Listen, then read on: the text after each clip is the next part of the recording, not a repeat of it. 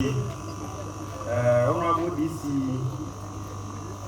my hard-working police commander, the district police commander, the former MPs, honorable assemblymen, the military detachment commander, I would like at this stage express my profound gratitude and appreciation to the DC for facilitating this wonderful meeting.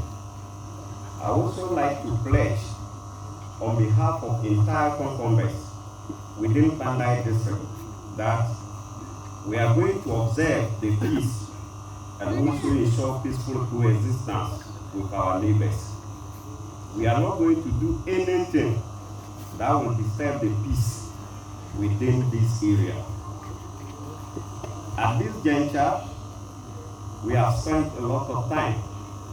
I would like to also appeal to the DCE as the representative of the president in the district that these rumors of war, conflict, and disturbances that are going on, I would like to appeal to him to let the authority that be to also take it as a matter of urgency to investigate those who are spreading these rumors and the reason behind it.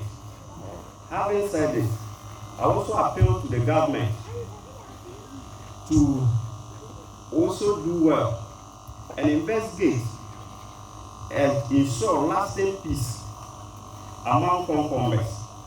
The only thing that is bothering Konkombes is that we need a place that can be called our own. There cannot be peace without justice. If government is able to ensure peaceful coexistence and recognition of Konkombes as Ghanaians, we are going to ensure that the peace of the nation will not be disturbed.